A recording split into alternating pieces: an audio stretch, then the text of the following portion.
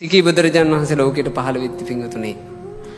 පිනට හිත පැහැදිච්ච මිනිස්සුෙකුට පින් කරගන්න අවුරුදු 70000ක් තරම් දීර්ඝ කාලයක් තිබ්බා.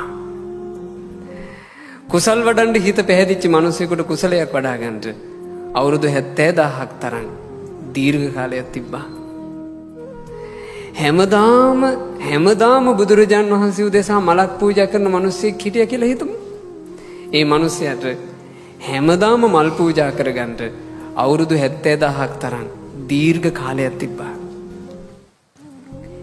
බුදුරජාණන් වහන්සේත් අවුරුදු 70000ක් තරම් දීර්ඝ කාලයක් දිවමංව වැඩහිඳ පිරිනිවන් පාවදාලා.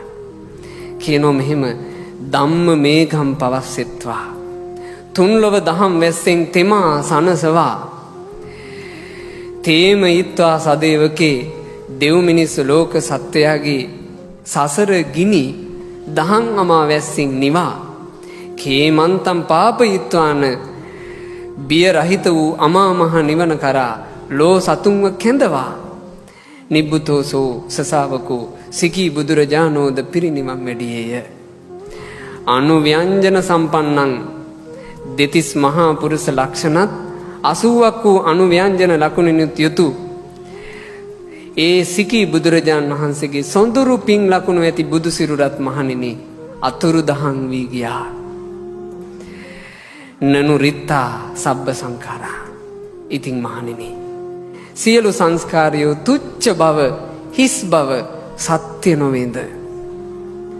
ඒ සිකී බුද්ධ කාලය අපේ ගෞතම බුදුරජාණන් වහන්සේ වචන මාත්‍රකින් හෝ නොකීවා නම් සටහනක්වත් නැහනේ. ඔක්කොම නැති වෙලා ගියා. අපේ භාග්‍යතුන් වහන්සේ භික්ෂූන්ට සිකී බුද්ධ කාලය ගැන යම් විස්තරයක් කළා.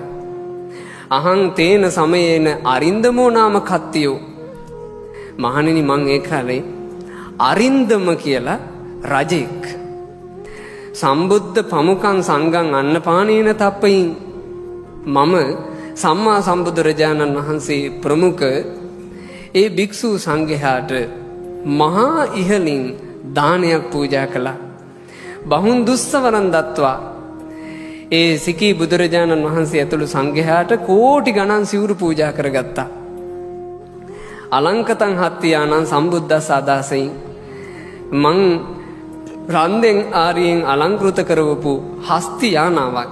හස්ති යානා කියලා කියන්නේ පිංගුතුනේ ඇතාගේ උඩ දෝලාව තිබ්බම ඒකට කියනවා හස්ති යානා.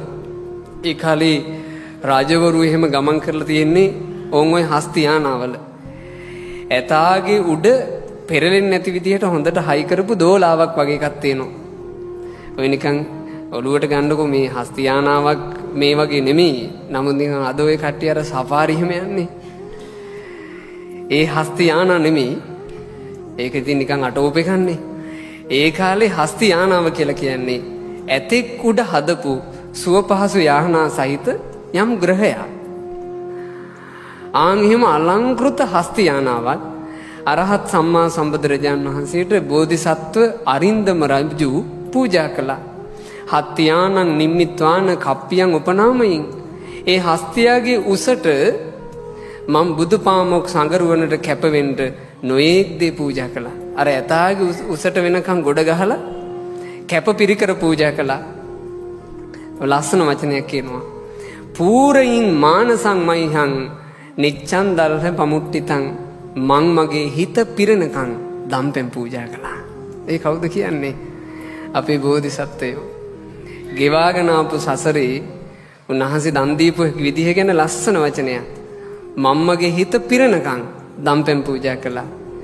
සෝපි මම් බුද්ධෝ ව්‍යාකාසී. ඉතින් එදා දාන ඉවරුණාට පස්සේ සිකී ලෝකාග්‍ර නායක බුදුරජාණන් වහන්සේ මං ගැන වචනයක් කීවා. ඒක තින්සේ ඊතෝ කප්පේ අයම් බුද්ධෝ භවිස්සති.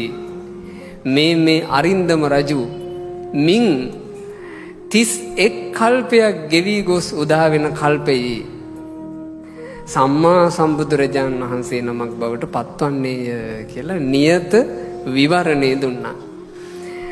ඉතින් අර වගේම කියනවා එදා ඔය මට නියත විවරණ දෙන වෙලාවේ දෙව් මිනිස්සු ගොඩාක් අහන් හිටියා.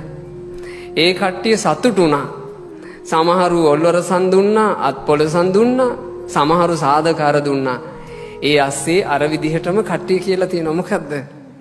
අපි සිකී බුදුරජාණන් වහන්සේ කාලේ වීරිය කරද්දී අපිට වැරදුනත් මේ පින්වන්තයාගේ කාලෙවත් අපිට අවස්ථාවක් තියෙන්නේ නැතයි. එහෙම කිව්වා. මම යලිත් අදිෂ්ඨාන කරගත්ත මහණෙනි දසපාරමී පුරන්ට. ඉතින් බුදුරජාණන් වහන්සේ ඒ වෙලාවේ සිකී සම්මා සම්බුදුරජාණන් වහන්සේ ගැන අතීත විස්තරය දේශනා කළා.